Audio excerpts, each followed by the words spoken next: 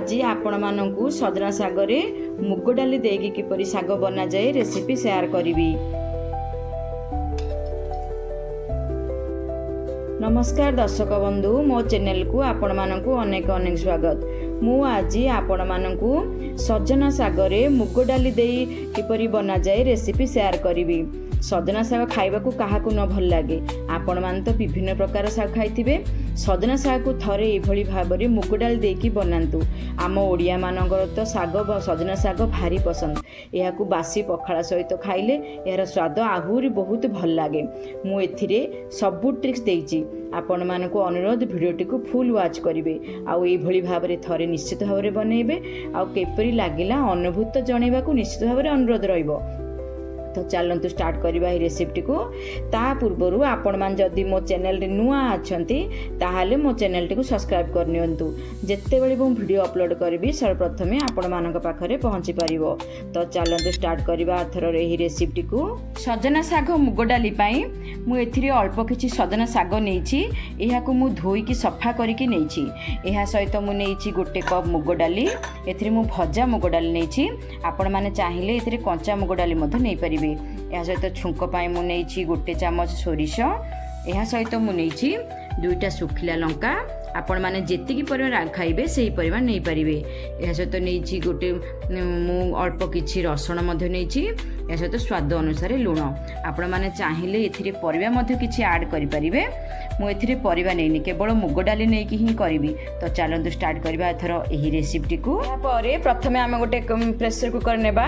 आपण माने चाहिले याको करे रे मध्ये करि परिबे। मु याको प्रेशर कुकर जेहेतु बनौछि, एथिरे प्रेशर कुकर टिके गरम हे सारिबा परे एथिरे आमे ऑयल गोटे चामच आमे एथिरे ऐड करनेबा। टिके गरम हे सारिबा परे एथिरे छुंक पई आमे एथिरे सोरिष किछि ऐड करनेबा।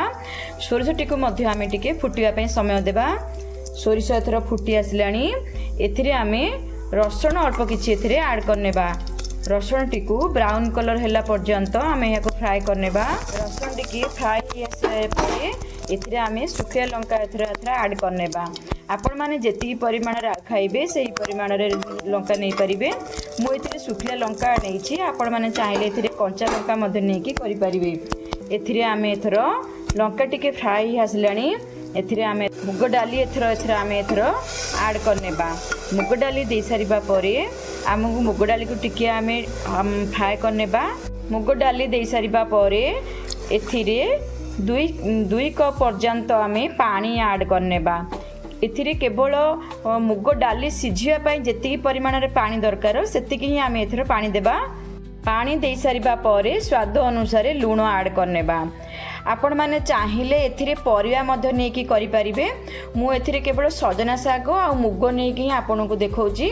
पुनी नेक्स्ट रेसिपी रे मु परिवा नेकी आपण मान को देखैबी सजना साग किपरि बन करा जाए। ता एथिरे कोन करबा, स्वाद अनुसार लूण दे सारिबा परे एहा को एथरो कवर करनेबा। लो टू मीडियम फ्लेम रे एहा को दुईटा सीटी हैला पर्यंत आमे कवर करनेबा। थोड़ा कवर बाहर करनेबा। कवर बाहर कर सारिबा परे देखंतु एथरो मुग डालटी हमर पूरा सिझी आसीची। पूरा सिझी जाइछि मुग डाली। एई भली भाबरे हमको पूरा एहा को सिझेबा को पड़िबो। सिझी सारिबा परे एथिरे मु धोई की रखिथिबा सजना साग सब मु एथिरे ऐड करनेबी।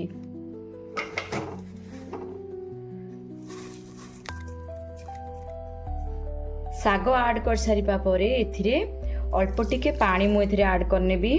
सेथिरे मु मुग सिझेबा समय रे मु केवल मुग सिझिया पे जेतिकी पानी आवश्यक सेतिकी देइथिली।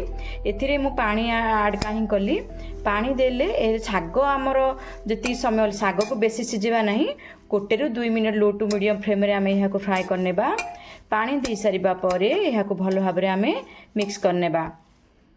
भल भाबरे मिक्स हो सारिबा परे एथिरे थोड़ा स्वाद अनुसार लूण आमे ऐड करनेबा।